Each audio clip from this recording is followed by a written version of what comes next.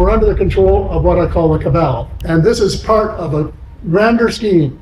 This is Paul Hellyer, the former Defense Minister of Canada, a man with access to classified intelligence and the inner workings of power. Now, he speaks candidly about what he witnessed behind closed doors and what's about to come. And that's the end game. That's what they're moving toward. They've been working on it for 50 years, and it's well advanced. If something isn't done, they're going to get away with it. How powerful are they? Well, they are so powerful that they have taken over control of the United States. There's so much that's been kept in the dark that it's going to take a lot of unwinding to get at the truth. But truth, we must see. What you're about to hear might make you want to share this video, because he doesn't just describe the entire system. He warns about what's coming next. And whether we realize it or not, that moment may be approaching faster than we expect. Happily, some of us are beginning to talk about that sort of thing. And people are saying, "You're kidding me." And I said, "No, I'm not kidding you. But if it happens, just say, wave at them and say, we know you're playing games with us, and we're not going to go along with it. We're going to stand up for our rights." And companies have taken full advantage of this. Every click, every search, every website you visit is being tracked, logged, and sold. Your data is the product, and most of the time, you don't even know who's buying it or what they're doing with it. You may say to yourself, "I don't care, I have nothing to hide." But privacy isn't about hiding. It's about control. It's about deciding who gets access to your personal information, your location, and your online activity. That's where private internet access, or PIA, comes in. With private internet access, you can safeguard all your online activities with military-grade encryption, protecting you from hackers, governments, and even your internet provider. Plus, they have a strict no-logs policy, which means they don't track or store any of your browsing history, so your privacy stays private. One click and you're protected. No complicated setup required. That's why we use private internet access. Get 83% off and 4 months free using our link for a limited time. You can click the link in the description to try it out today.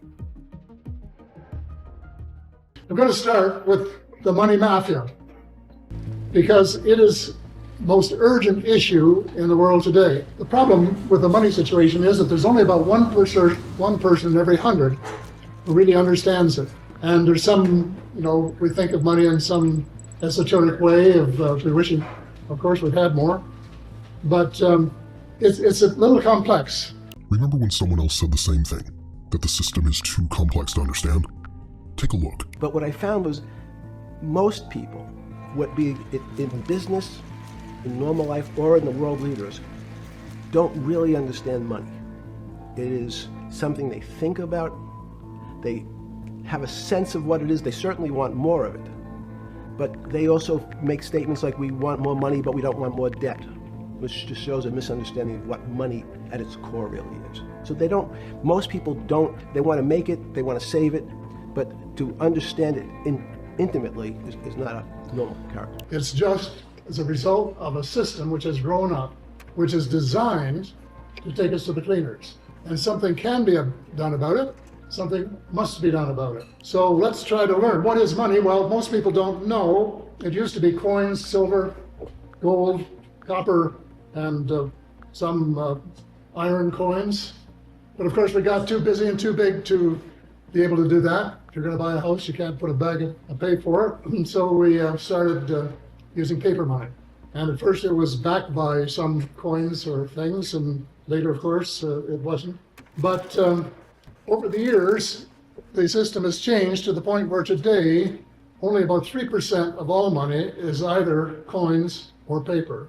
97% is virtual, and virtual means computer entry. Money is just data now, which leads to the most important question of all. Who controls the data? The first and probably the brightest of the governors of the Bank of Canada said that money was just a book entry. If he were alive today, he'd say money is just a computer entry.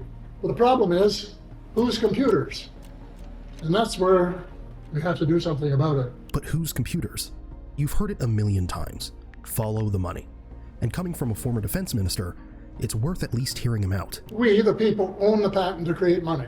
We have licensed private individuals to do it for us, and they now create 97% of all the money, but they create all of it as debt, and debt on which interest has to be paid, and no one creates any money with which to pay the interest, so you just keep going further and further and further into debt. The whole system is mathematically absurd. It's more insane than insane, if that's possible. I want to just give you a bit of a background on the history of the system is multiplied and what we call bank leverage. If we go back 300 years when the Bank of England rather, was chartered, they lent half of their money, or all of their capital, their gold and silver, to the king at 8%. So he gave them a license to print, P-R-I-N-T, an equal amount, and lend it to their rich friends at high interest rates. So in effect, they were allowed to lend the same capital twice. But to understand, most people have the myth, observe the myth, that if you go to the bank to borrow money to buy a car, that what they're lending you is somebody deposit that somebody else made the day before or a couple of days before. Not so. They create the money. They're pretty well lent out all the time. So if you go in and say to buy a car for $35,000, and what they'll do is ask you for collateral, and if you have some stocks or bonds, okay, or failing that, you could give them a second mortgage on your house or your cottage, and if you can't do any of those things, you can get co-signature of a rich relative. And once they're satisfied with the collateral, then they'll have you sign a note for $35,000, repayable principal and interest at prime plus 2 or 3%, depending on the color of your eyes. As soon as they're satisfied, they tap their computer, and $35,000 appears in your account that you can go out and spend. Seconds earlier, that money did not exist. It was created out of thin air. So that money didn't exist until the moment you borrowed it. But here's the funny thing. You still pay taxes when you buy something, then taxes when you own it, then taxes when you sell it. Taxes on top of taxes. It's almost like we're renters on our own planet, and the landlord always collects. Makes you think about the system we've all just accepted, doesn't it? And as a result of that borrowing, we have paid $1,100 billion in interest since 1974, none of it which was necessary, none. Because it is all part of something bigger that's going on in the world, and that is to take away power from the people and give it to multinational corporations and banks who are under the control of what I call the cabal. And this is part of a grander scheme. Now this is being engineered, as I said, by an international cabal. Now what is a cabal? Is a group of people with the banking cartel at the apex, then the oil cartel, and then the international corporations, the transnational corporations, and then the U.S. Intelligence organizations, the FBI, the CIA, the NSA, and a huge chunk of the American military. And they're all in it together. And you might say, well, where are they taking us? The end game is what they call it, which in plain English is that is not elected, but is run by bankers and elite.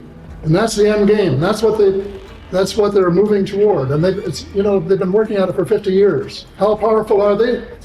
Well, they are so powerful that they have taken over control of the United States. Neither the president nor the Congress is in control of the United States. The cabal is, and has been for years. They pick the presidents. If they don't like them, they get rid of them. As President Clinton said in response to a question by White House reporter Sarah McClendon, he replied, and I quote, "Sarah, there is a government inside the government, and I don't control it." Can you imagine? They control the free energy that we need. I don't know how many of you are familiar with that or not, but the same cabal owns the patents to free energy. And there are several different ways of going about that, but the most likely is what they call zero-point energy. It's the energy that's everywhere in the cosmos. It's unlimited. It could have been there long ago if it hadn't been for the fact that these people who are in control don't want to see any change. Well, the cabal is also responsible for the war on... The cabal is also, AKA, military-industrial complex. Dr. Carol Rosin, a friend of mine, worked with Dr. Werner von Braun, who was one of the scientists who came to work in the United States at the end of the war, and who mellowed as he got older, and said the industrial military complex has to have an enemy to justify all of this money they're spending on. So they have to have an enemy, and if they don't have one, they have to manufacture one. And he said first it will be the, and then it will be the, and then it will be the extraterrestrials. And that's exactly the way it's unfolding. After they get through with the, if they ever do, is to stage a mock attack in order to get the people of the United States to accept martial law as the onset of the new. Happily, some of us are beginning to talk about that sort of thing, and people are saying, "You're kidding me," and I said, "No, I'm not kidding you. But if it happens, just say, wave at them and say, we know you're playing games with us, and we're not going to go along with it. We're going to stand up for our rights." There was a time when Americans feared God, and we did too, but in the post-war period, we have worshipped money. Money, power, and greed. And those have been the operative words. And so we think of nothing else. How can you make another buck? We have to change. And there's some wonderful things that are going on. There's some wonderful people in the world who are doing wonderful things, and more power to them. But what they need is the same thing 1,000 times over. We have to have a tsunami, as I call it, of changed lives, of people who are willing to put their lives on the line for what they believe and to change the world. If you enjoyed today's video on Anonymous Official, leave a like and subscribe if you haven't done so already. Thanks for watching and sticking with us.